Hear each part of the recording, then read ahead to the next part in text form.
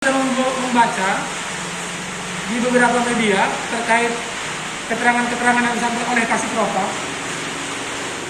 Jadi begini, tentu kami selaku kuasa hukum dari KFA merasa ada keberatan terhadap apa yang sudah disampaikan tersebut ini. Poin pertama itu mengenai belum atau tidak ditemukannya bukti terkait pemerasan dan penganiayaan. Ini kan begini, Propam Polres ini kan belum memeriksa secara keseluruhan. Artinya ada pelapor, ada terlapor, dan juga ada saksi-saksi. Nah ini kenapa sedini itu Polres menyampaikan statement itu begitu, ya. Jadi maksud kami seharusnya itu tidak secepat itu begitulah. Karena sorenya baru diperiksa, malam langsung kompres kan begitu. Langsung bilang tidak ada bukti. Ini menurut kami terlalu cepat juga. Kemudian di situ juga ada disebutkan tidak ada dianiaya, kan begitu kan? Bersih badannya begitu. Jadi memang dalam pengaduan klien kami ini, ya, ini kan disebutkan diduga dianiaya. Indikasinya jelas. Kita di sini disebutkan bagian pipi sebelah kanan itu bengkak. Bagian kening sebelah kiri itu ada benjol. Bagian pergelangan tangan ada luka, lecet. Kedua lengan bagian bawah luka dan bengkak. Nah, ini kan setelah peristiwa itu, ya.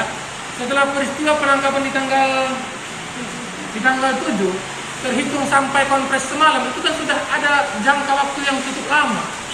Jadi memungkinkan saja bahwasanya luka bengkak itu sudah susut begitu. Jadi itu juga harus diperhatikan begitu. Nah, kemudian mengenai tidak ada ditembak kata Kasih Propam. Di dalam pengaduan kita ini, kita nggak ada bilang ditembak. Yang ada itu adalah klien kami dimintai sejumlah uang supaya tidak ditembak. Jadi bukan ditembak, itu kan keliru gitu kan. Jadi nggak perlu Polres membuktikan mana bukti tembakan yang nggak ditembak kan begitu kan.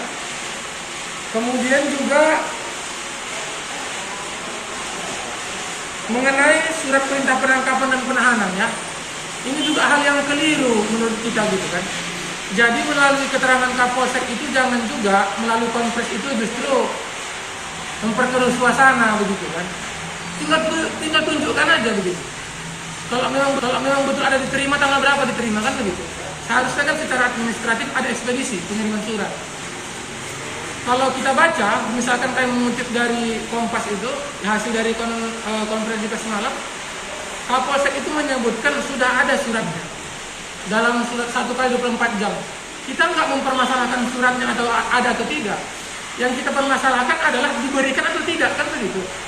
Jadi kalau surat itu ada di Polsek tapi nggak diberikan kepada keluarga bentuk tembusan, itu yang jadi masalah.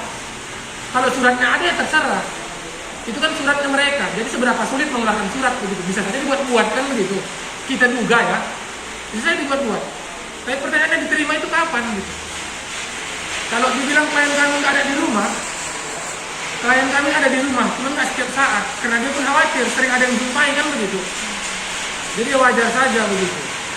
Nah kemudian poin terakhir lagi ada yang mau kami sikapi terkait di situ disebutkan klien kami yang aktif menjumpai penyidik, ya. Jadi secara logika saja yang harus dipahami adalah klien kami betul ada menghubungi penyidik, itu kami akui. Tapi yang jadi pertanyaannya adalah apa yang menjadi penyebab kenapa klien kami harus menemui penyidik? Di sini jelas karena di awal itu ada permintaan sejumlah uang, dan kalau uang itu nggak ada, suaminya akan ditembak dengan bahasa ditempel saat itu. Jadi dengan kondisi yang seperti itu wajar klien kami mencari tahu, menghubungi, meminta bantuan ya supaya jangan ditembak kan begitu. Jadi wajar itu menurut kami kalau misalkan dijumpai gitu kan, bahkan dihubungi begitu. Kemudian terhadap aktif untuk meminta keringanan hukuman, ini kan jelas ya.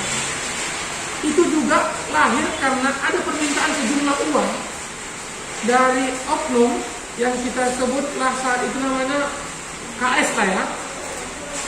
Jadi KS ini kan ada minta sejumlah uang yang ditujukan untuk menghapus barang bukti dan juga nantinya akan membantu untuk menyelesaikan hukuman. Jadi atas dasar itulah sebenarnya klien kami menghubungi mereka untuk meminta keringanan itu. Jadi kan wajar saja begitu.